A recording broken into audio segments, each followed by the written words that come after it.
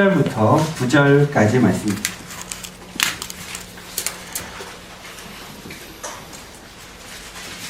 온 땅에 언어가 하나요 말이 하나였더라. 이에 그들이 건강으로 함께다가 신을 들리려는 이곳으로 가냐. 서로 말하되 자 벽돌을 만들어 견고히 굽자 하고 이에 벽돌로 돌을 대신하여 역청으로 진흙을 대신하고 또 말하되 자 성읍과 탑을 건설하여 그 탑 꼭대기를 하늘에 닿게 하여 우리 이름을 대고 온 지면에 헛것을 면하자 하였더니 여호와께서 사람들이 건설하는 그 성읍과 탑을 보려고 내려오셨더라. 여호와께서 이르시되 이 우리가 한 족속이요 언어 하나이므로 이같이 시작하였으니 이후로는 그 거절하는 일을 막을 수 없으리라. 자, 우리가 내려가서 거기서 그들의 언어를 혼잡하게 하여 그들이 서로 알아듣지 못하게 하자 하시고 여호와께서 거기서 그들의 온 지면에 흩으셨으므로 그들이 그 도시를 건설하기로 일쳤더라.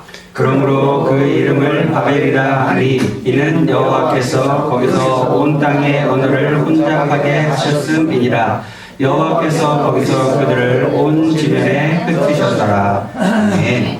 자, 벨렉의 이름의 뜻은 나뉘다, 분리되다, 분열되다 라는 뜻입니다.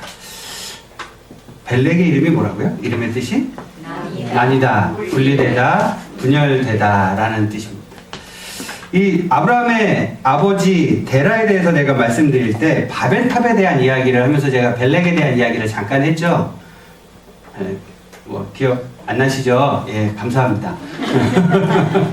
예, 벨렉의 때에 바벨탑 사건이 있었습니다. 사실은 근데 이 벨렉이 이름이 이제 이 나뉘다, 분리되다, 분열되다라는 이름을 가지고 있기는 하지만 실제로 이 벨렉이라는 사람이 이 이름을 갖게 된 거는 벨렉이 태어날 때의 바벨탑이 무너지고 뭐 이게 아니고 벨렉이 한참일 때 그렇게 바벨탑 사건이 있었고 바벨탑이 무너지고 난 다음에 사람들이 이름을 거기다 바벨이라고 이름을 붙인 거예요. 처음부터 바벨탑이라고 이름을 지어놓고 짓기 시작한 게 아니라 그러니까 사실은 이 벨렉의 이름의 뜻은 이게 나뉘다 분열되다 이게 분리되다라는 의미가 나쁜 의미에서 나뉘다 분열되다는 아니었습니다. 왜 근데 이름이 이랬을까요? 벨렉의 아버지가 벨렉의 이름을 지을 때 그렇게 지은 거예요. 너는 하나님의 말씀으로 다른 세상 사람들과 어떻게 해라? 나뉘어 구별되는 삶을 살아라 라는 뜻으로 사실은 저렇게 이름을 지어준 겁니다. 벨렉의 아버지가 굉장히 신앙이 좋았습니다. 율신 하나님에 대한 믿음이 있었던 사람인데 그래서 아들의 이름을 그렇게 지어줬던 건데 사실은 나중에 돼서 이 벨렉이 신앙을 제대로 지키지 않음으로 해서 이 이름의 의미가 나쁜 것으로 이제 우리가 해석을 하게 되죠. 바벨탑이 있었던 곳으로 추정되는 곳이 어디라 그랬죠? 예, 바벨론. 예, 옛날에 바벨론 제국이 있었던 그 함무라비 때에 저 이렇게 하얀색 비슷한 그 지역이 유프라데스강 그 다음에 티그리스강 그 근처의 지역을 우리가 바빌론 지역이라고 하는데 바빌론 제국이 있었던 그 곳인데 그곳에 있었던 것으로 추정이 됩니다. 이곳에서 바벨탑을 어떻게 찾았다 그랬어요? 집건설. 네, 그렇죠. 고고학자가 바벨론 유적을 발견하는데 어떻게 해서 바벨탑이 있었던 자리를 찾았다고요? 집건설하는 거 돌멩이 계속 갖고 다니는 거. 그렇죠. 예. 아이고, 훌륭합니다.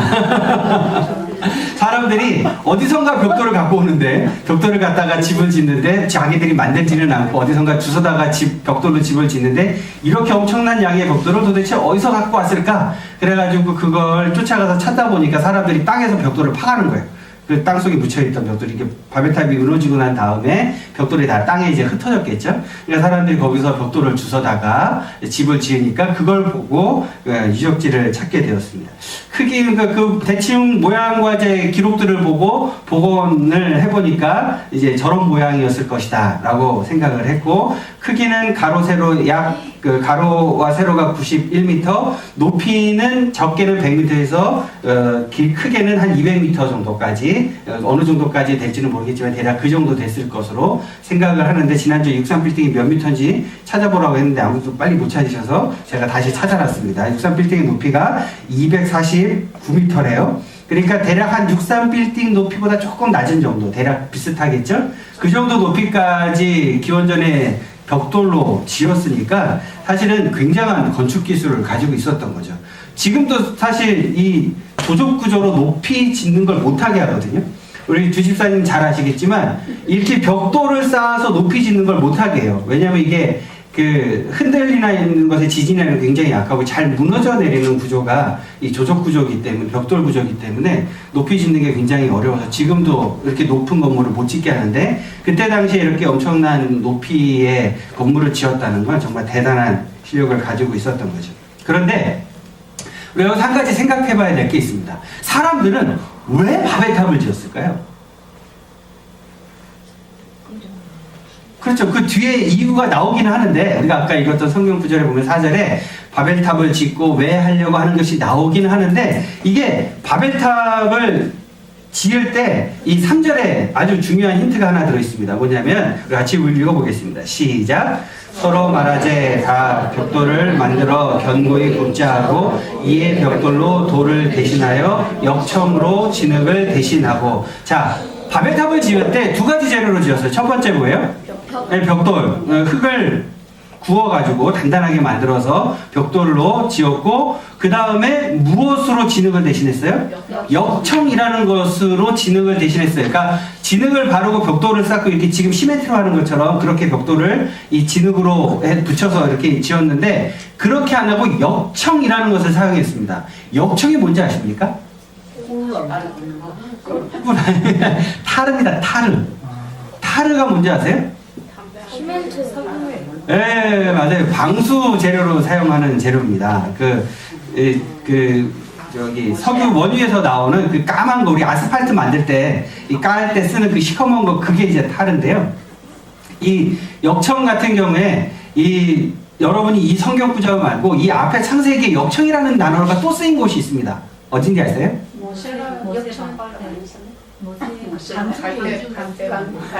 맞습니다. 예, 모세 아니고, 노아. 자, 노아가 배를 만들고 난 다음에 하나님께서 노아에게 그 배 안에 방수를 뭘로 하게 하셨어요? 역청으로 하게 하셨어요. 역청으로 물이 안 들어오게 나무와 나무 사이를 메웠어요. 사람들이 벽돌로 지으면서 다 그때 당시에 사람들이 진흙을 이용해서 벽돌로 집을 지었는데, 왜 벽돌을 붙일 때 진흙을 사용하지 않고 역청을 사용했을까요? 물 들어가. 그렇죠. 맞습니다. 물이 안 들어오게 하는 거 있죠. 더 튼튼하게 만들기 위해서 뭐가 더 좋다는 걸 알게 된 거예요. 역청을 쓰면 좋다는 걸 알게 된 거예요. 사람들은 두려웠어요. 뭐가 두려웠을까요? 하나님이 또 물로 심판을 해서 자기들이 또 죽게 되는 것이 두려운 거예요. 하나님의 진도하심을 받아서 사람들이 노아 시대 때, 이때만 해도 요 당시에 바벨탑이 지어질 당시에 노아가 살아있었을까요? 아니면 노아가 죽었을까요? 제가 나중에 쭉 이제 연대기를 한번 정리해 드릴 텐데, 이때 노아가 살아있었습니다. 사람들은 알고 있었어요. 홍수로 사람들이 엄청나게 그렇게 다 죽었던 시대를 사람들은 알고 있었던 거예요. 그러니까 바벨탑을 만든 가장 큰 이유 중에 하나가 뭐예요? 하나님이 또 심판하셔도 우리는 죽지 않겠다는 거예요. 이게 얼마나 교만한 생각입니까? 창세기 9장 15절부터 16절 같이 읽어보겠습니다. 시작. 내가 나와 너희와 및 육체를 가진 모든 생물 사이에 내 언약을 기억하리니 다시는 물이 모든 육체를 면하는 홍수가 되지 아니할지라. 무지개가 구름 사이에 있으리니 내가 보고 나 하나님과 모든 육체를 가진 땅의 모든 생물 사이에 영원한 언약을 기억하리라. 하나님께서 노아 홍수 이후에 뭐라고 말씀하셨어요? 더 이상 내가 너희를 물로 심판하지 않겠다고 말씀하셨어요. 그러면 사람들이 물로 심판받는 것을 걱정할 필요가 있어요, 없어요? 없는 거죠. 근데 사람들이 하나님을 믿었어요, 안 믿었어요? 안 믿은 거예요.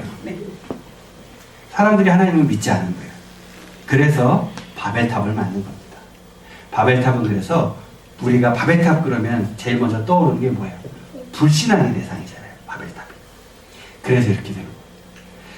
이 시간이 지날수록 사람들은 이 하나님의 말씀을 믿지 않고 하나님이 무엇이라고 언약하고 약속을 하셨든 거기에 별로 관심이 없고 이제는 뭐만 관심이 있어요?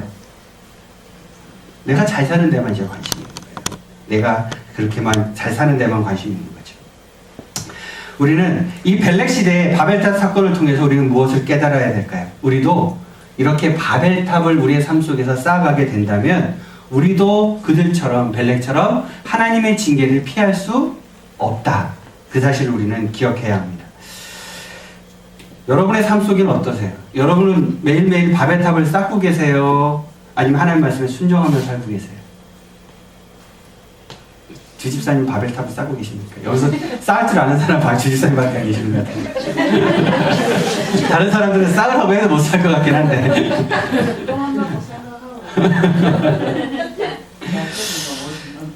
그러면 우리 삶 속에서 바벨탑을 쌓는다는 것에 대한 의미가 도대체 무엇인지, 그때 사람들은 왜 바벨탑을 쌓았는지, 그리고 그 결과는 무엇인지 우리가 말씀을 통해서 잘 찾아보고 우리 인생의 바벨탑은 무엇이고 우리가 그 바벨탑을 쌓지 않기 위해서는 어떻게 살아야 되는지 오늘 말씀을 통해서 한번 살펴보도록 하겠습니다.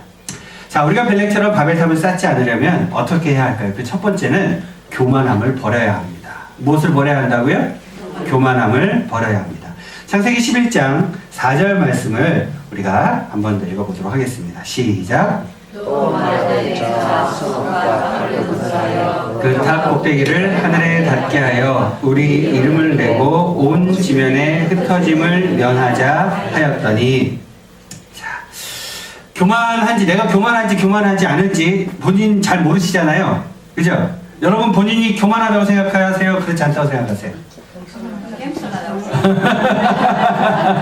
자, 지금부터 제가 10가지를 보여드릴 텐데 그 중에 5가지 이상이 본인에게 해당된다면 교만한 겁니다. 자, 1번, 다른 사람이 나에 대해서 과소평가한다고 생각한다. 그러니까 나는 안 그런데 다른 사람이 나를 좀 무시한다 이렇게 생각을 하는 거죠.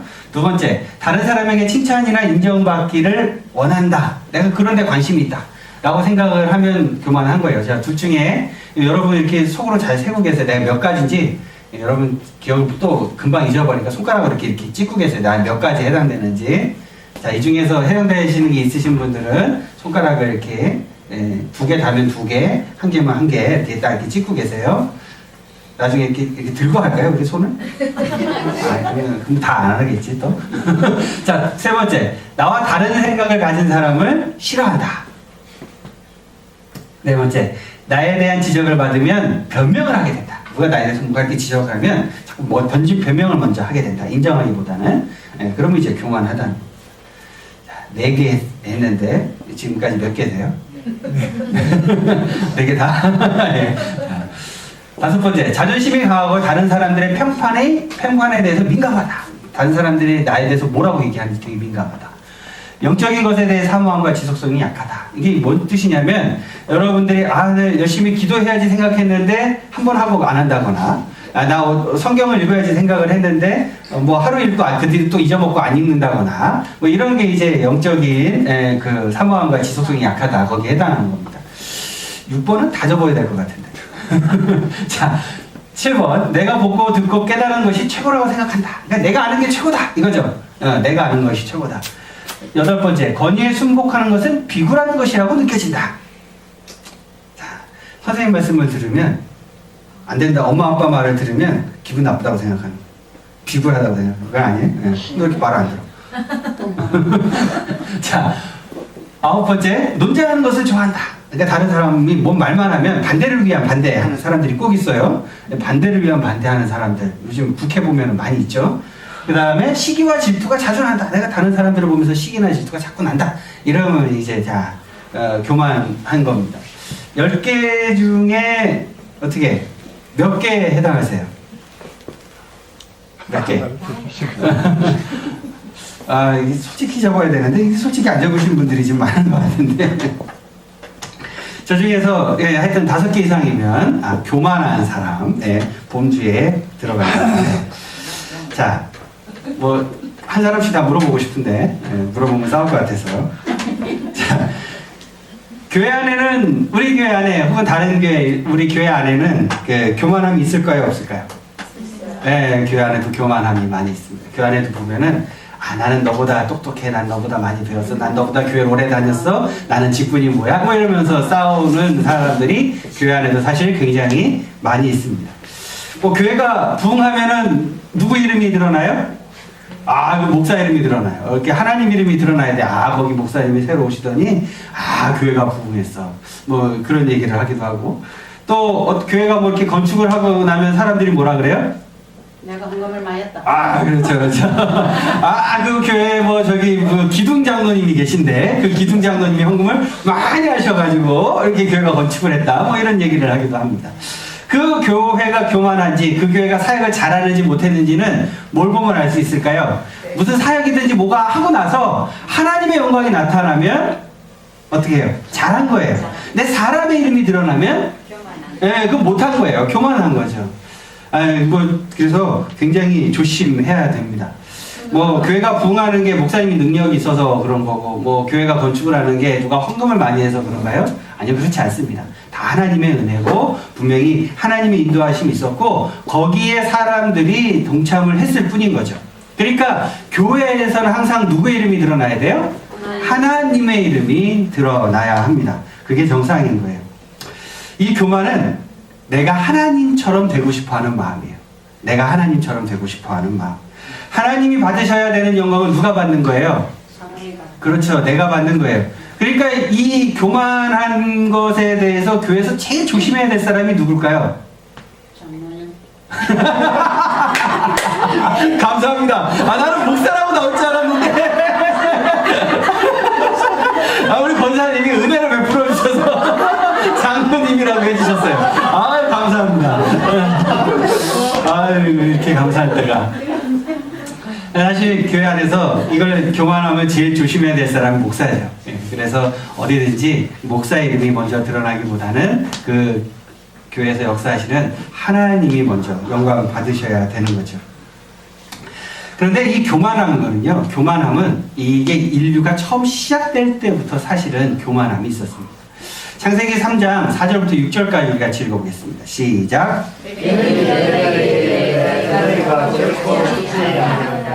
너희가 그것을 먹는 날에는 너희 눈이 밝아져 하나님과 같이 되어 선악을 알 줄 하나님이 아심이니라.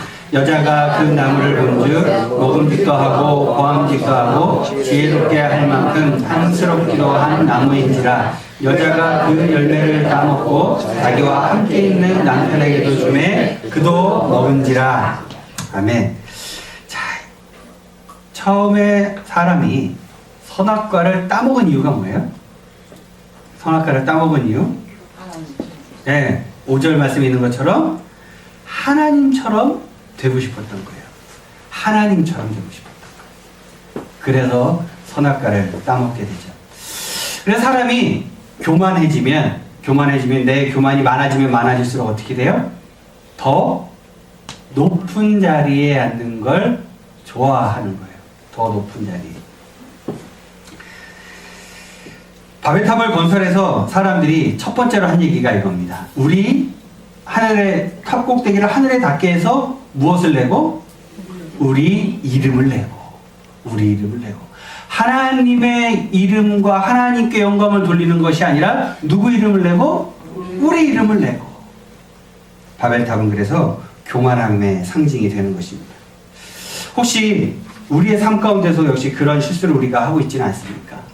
하나님의 이름보다 내 이름이 더 드러나기를 원하는 것. 하나님의 이름보다 내가 더 드러나기를 원하는 삶을 살고 있지는 않습니까? 아까 말씀드렸던 것처럼 이 부분에 대해서 제일 조심해야 되는 게 저 같은 목사인 것 같습니다. 교회 안에서 가장 그래도 사람들이 주목을 많이 받고, 그래서 교회 안에서 무엇을 하든지 맨 앞에 서는 사람이 목사이고, 그 다음에 교회의 임직자들이기 때문에 이렇게 교회의 리더십 그룹들이 하나님의 영광을 드러내는 삶을 살아야 되는데, 자꾸 무엇에 욕심을 부려요? 내 이름을 드러내는 욕심을 부려요. 근데 우리의 보통의 일반의 삶 속에서도 역시 마찬가지인 것 같아요. 언제나 우리는 무엇에 관심을 갖습니까? 내 이름이 드러나는 것에 관심을 갖습니다. 내 이름. 그래서 누구를 도와주고 나서도 어떻게 해요?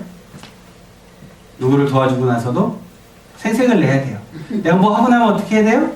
늘 생색을 해야 돼요. 예, 내가 뭘 하고 나면 그 사람한테 꼭 뭘 들어야 돼요? 고맙단 말을 꼭 들어야 돼요. 무엇을 하든지 간에 내 이름이 드러나는 걸 우리는 즐기게 됩니다. 여러분은 여러분의 삶 속에서 하나님의 이름이 드러나고 계십니까? 여러분의 이름이 드러나고 계십니까? 무엇이 드러나기를 원하세요? 하나님의 이름이 드러나기를 원해야겠죠. 우리는 그런 삶을 살아야 합니다. 내가 누구를 도와주든, 내가 무엇을 하든, 어떤 일을 하든, 내가 어느 자리에 있든, 무엇을 이루었든지 간에 그것을 이루게 해주신 분이 누구라고요? 하나님이신 거죠. 그러면 거기에서 하나님의 이름이 드러나야 합니다.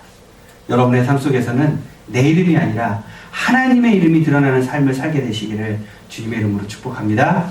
우리 비전교회도 하나님의 이름을 드러내는 교회가 되기를 주님의 이름으로 축복합니다. 두 번째로 우리가 벨렉처럼 바벨탑을 쌓지 않으려면 어떻게 해야 될까요? 두 번째는 불순종을 버려야 합니다. 무엇을 버려야 한다고요? 불순종을 버려야 합니다.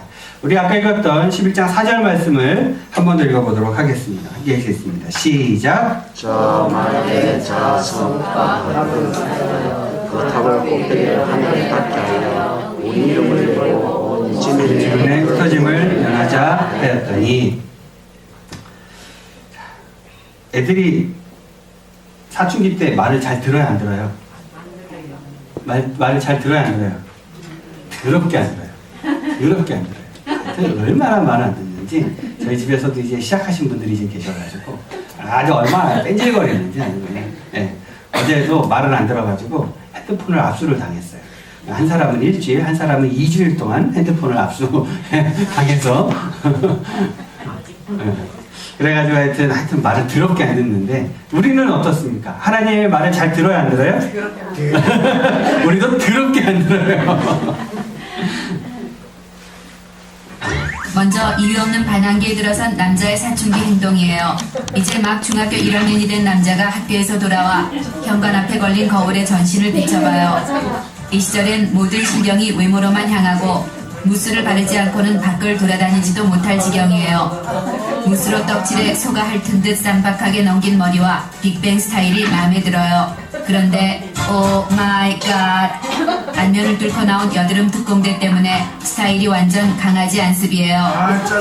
거기다 변성기가 와서인지 꾀꼬리 같던 목소리 대신 녹이 잔뜩 쓴 쇳소리가 나고 멋도 스타일도 완전 꽝인 얌생이 수염 몇 가닥이 자라나 우라지게 모양 빠지고 창피해 미치겠어요. 짜증이 솟구친 남자는 인상을 구기며 방으로 들어가요.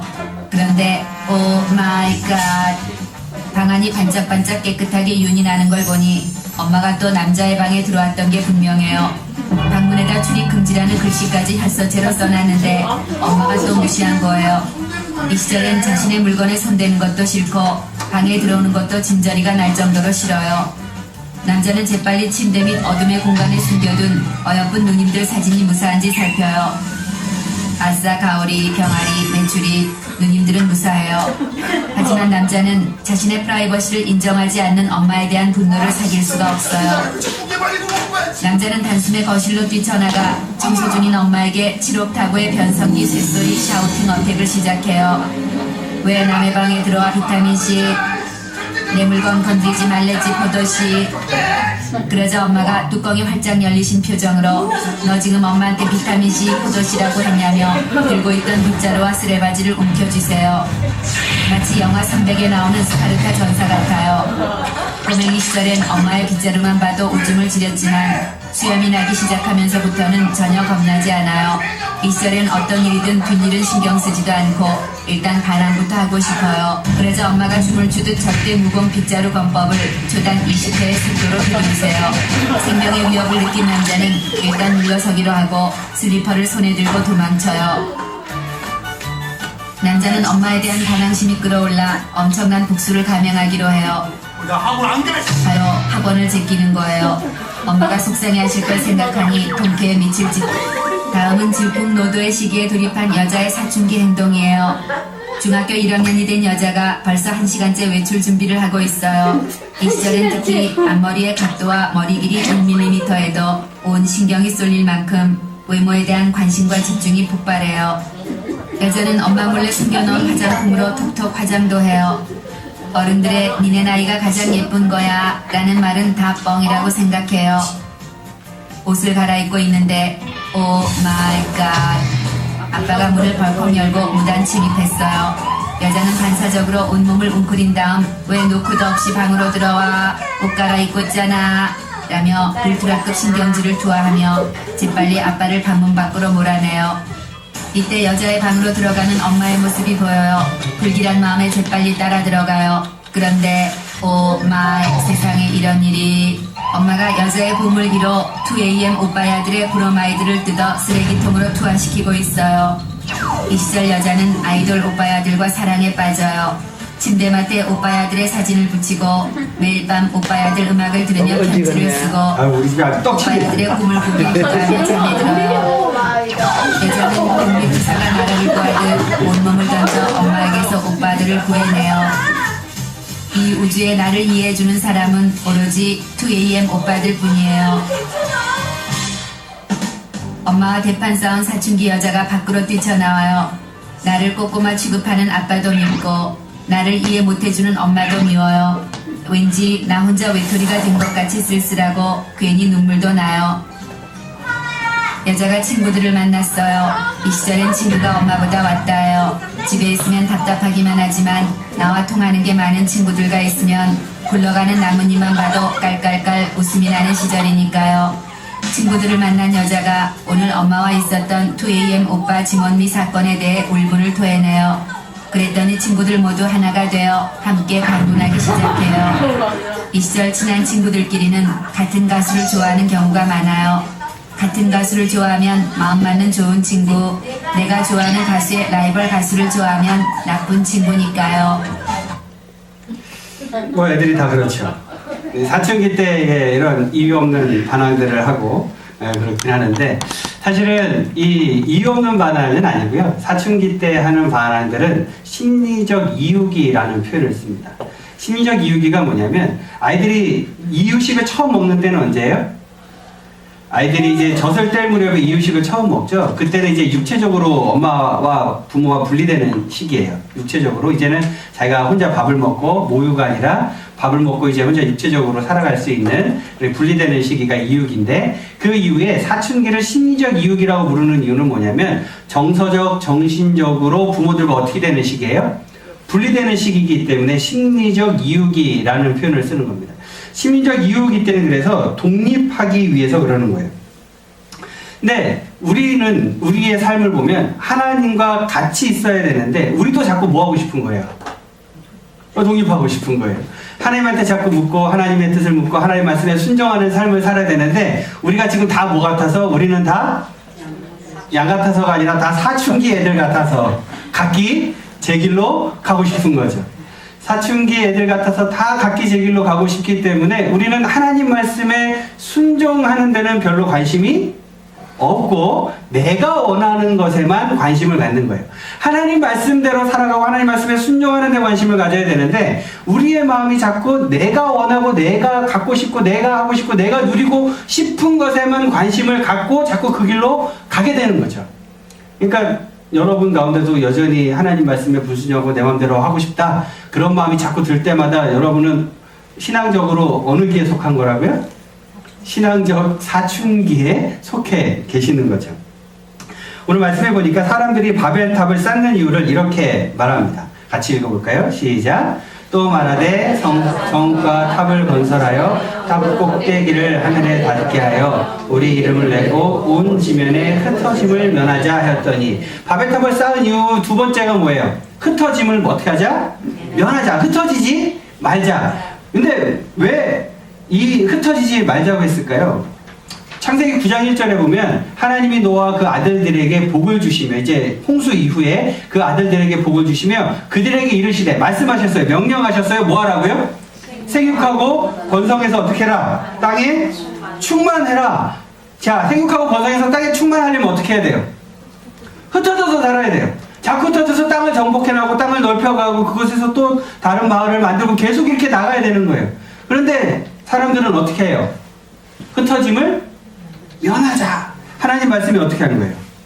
불순종한 거죠. 하나님께서 어떻게 하셨을까요? 11장 8절 같이 읽어보겠습니다. 시작. 여호와께서 거기서 그들을 온 지면에 주셨으므로 그들이 그 도시를 건설하기를 그쳤더라. 자기 마음대로 흩어짐을 면하려던 사람들, 하나님 말씀에 불순종하려던 사람들을 하나님께서 어떻게 하셨어요? 흩어버리신 거예요. 그러니까 내가 내 인생을 내 마음대로 살려고 하던 그 불순종을 가지고 있던 그 사람들을 하나님께서는 강제로 흩어버리신 거예요.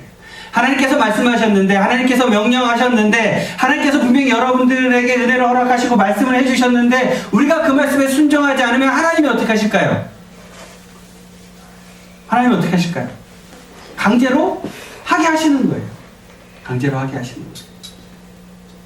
여러분은 어떻게 살고 계십니까?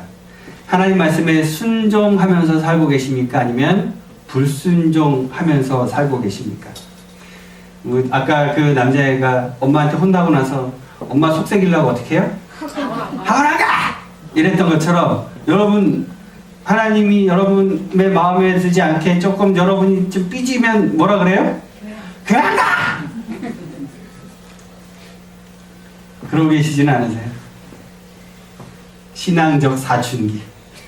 교회 10년, 20년, 30년, 40년 다녔는데도 여전히 신앙적 사춘기를 지나고 계시지는 않습니까? 불순종은 하나님이 필요 없다고 하는 행동인 거예요. 하나님 말씀을 듣지 않는다는 건 나는 내 인생에 하나님이 필요 없어. 하나님이 뭐라고 말씀하시든 난 내 맘대로 살 거야. 이건 뭐예요? 나는 하나님이 필요 없어. 그렇게 하는 거랑 똑같은 거예요. 여러분의 삶에 하나님이 필요해요? 필요하지 않아요? 필요하죠. 그럼 여러분 하나님 말씀을 어떻게 하셔야 될까요? 순종해야죠. 근데 순종하세요? 안 하세요? 할 때도 있고 안 할 때도 있고 하려고 하는데 잘 안 되기도 하고 안타깝죠.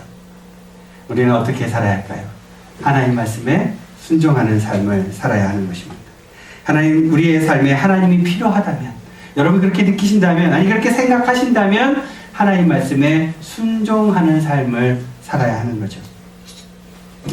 우리 인생의 바벨탑이란 내가 하나님의 자리에 앉아서 내가 하나님의 영광을 받고 나는 하나님이 없어도 잘 살 수 있다고 생각하면서 살아가는 것, 그게 인생의 바벨탑을 쌓고 있는 것입니다.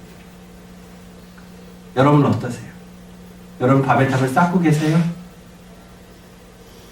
아니면 바벨탑을 흩고 계세요?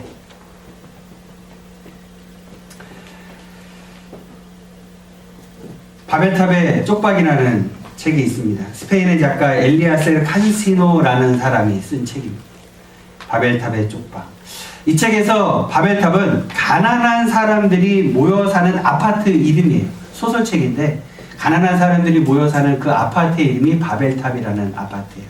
근데 그 아파트에 사는 사람들이, 이 젊은 사람들이 이 바벨탑에서 벗어나기 위해 그 바벨탑의 그 쪽방에서 살고 있거든요. 아주 작은 그 쪽방들이 모여 있는데 그곳에서 살고 있는 그 사람들이 열심히 나름 스펙도 쌓고 노력하면서 살아가지만 시간이 지날수록 자기의 삶을 잃어버린 채, 의미를 잃어버린 채 무엇에만 관심을 갖게 되냐면 그저 하루하루 생존하는 데만 관심을 두고 허우적거리면서 힘들게 살아갑니다. 그런 사람들이 모여서 살아가는 곳, 바벨탑의 쪽방. 그래서 이 작가가 이 책에서 하고 싶은 궁극적인 얘기는 뭐냐면, 아무리 힘들어도 삶의 의미를 잃어버리면 안 된다. 그걸 잃어버리게 되는 순간 우리는 세상이라는 바벨탑의 쪽방에 갇혀서 평생을 살아가게 된다. 그 이야기를 하고 있습니다. 바벨탑의 쪽방. 혹시 우리도 세상이라는 이 바벨탑의 쪽방에 여러분 그 한 칸에 살고 계시지는 않습니다. 그 바벨탑의 쪽방에 살면서 나는 여전히 내 방 안에서 또 나의 바벨탑을, 작은 바벨탑을 쌓고 있지는 않은지, 이 온 세상이라는 거대한 바벨탑이라는 이 세상이라는 바벨탑 안에서, 나의 바벨탑 안에 쪽방에, 그 조그만 쪽방 안에서 나도 또 다른 바벨탑을 오늘도 쌓고 있지는 않은지 한번 돌아보아야 합니다. 바벨탑은 우리의 삶을 망하게 합니다. 거기서 나와서 바벨탑을 흩고 무너뜨리고, 우리가 하나님의 말씀에 순종해서 내가 하나님의 자리에 앉지 않고, 하나님의 영광을 내가 뺏지 않고 하나님의 말씀에 순종하면서 살아갈 때 우리는 우리 인생에 바벨탑을 쌓지 않게 되는 것입니다. 이 바벨탑의 쪽방에서 나오는 여러분들이 되시길 주님의 이름으로 축복합니다. 같이 기도하겠습니다.